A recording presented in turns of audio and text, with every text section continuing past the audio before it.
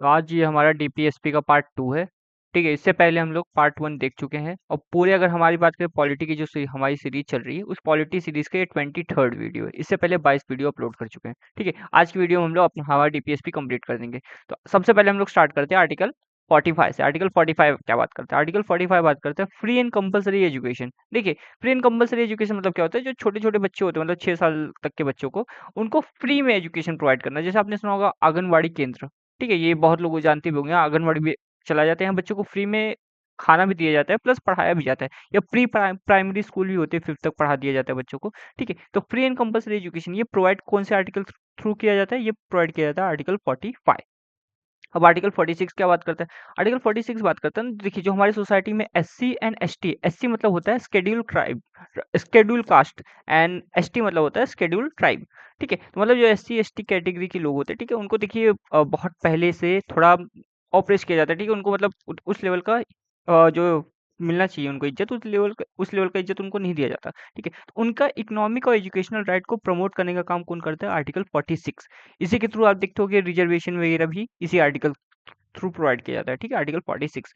Article 47 क्या बात करता है? आर्टिकल 47 बात करता है ना कि देखिए जो न्यूट्रिशन हो गया आपका, हेल्थ हो गया, ठीक है, इसको इम्प्रूव करने का काम भी गवर्नमेंट का है कि टाइम टाइम पे ऐसे मेजर्स लाते रहे। ठीक है, जो लोग थोड़ा नशा वगैरह करते हैं, ठीक है, कि नशा छुड़ाने का काम भी आपको पता होगा, नशा मुक्ति केंद्र खोला जाता है। ठीक है, ये गवर्नमेंट भी होता है, प्राइवेट भी होता है, सारी चीजें। तो लोगों को नशा भी कम करना, जो हार्मफुल ड्रग्स होते हैं, ठीक है, उस पर बैन लगाने का काम, ये सारी चीजें गवर्नमेंट करती है। ठीक है, ये सारी चीजें को प्रोविजन किस में है? इनका प्रोविजन है आर्टिकल 47।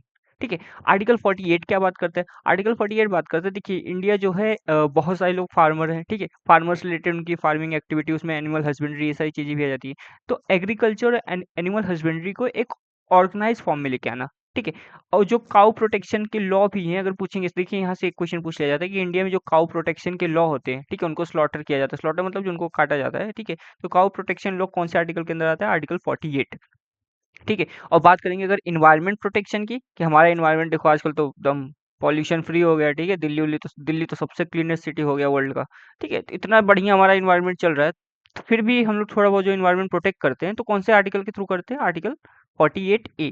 ठीक है, पूछेंगे इन्वायरमेंट प्रोटेक्शन कौन से आर्टिकल के अंदर आता है? आर्टिकल 48A के अंदर। ठीक है, आर्टिकल 49 क्या बात करता है? देखिए जो हमारे हिस्टोरिकल इंपॉर्टेंस के मॉन्यूमेंट्स है, जैसे दिल्ली का लाल किला हो गया, गेटवे ऑफ इंडिया हो गया, ताजमहल हो गया, या बहुत सारी चीजें ऐसे जो हिस्टोरिकल, जहाँ आप घूमने जाते हो बेसिकली, जहाँ फोटो खिंचाते हो। ठीक है, तो ये जो मॉन्यूमेंट्स है हिस्टोरिकल इंपॉर्टेंस के, इनको प्रोटेक्ट करने का भी काम गवर्नमेंट का है। ठीक है, स्टेट को ऐसे प्रोविजन लाने चाहिए कि लोग उनको तोड़े ना, ये सारी चीजें, इनकी बात कहाँ की गई है? कि जो हमारे मॉन्यूमेंट्स है उनको प्रोटेक्ट करने की बात किसमें की गई है? आर्टिकल 41 के अंदर।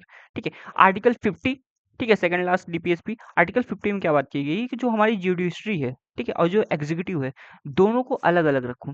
ठीक है, इस लाइन का मैं सिंपल मतलब आपको बता देता हूँ। देखो इसका मतलब क्या होता है ना, कि हमारे जो जजेस है, ठीक है, वो पॉलिटिशियन के दबाव में नहीं आते। ठीक है, जजेस और पॉलिटिशियन बिल्कुल अलग है। ठीक है, पॉलिटिशियन का दबाव जजेस के ऊपर नहीं आता।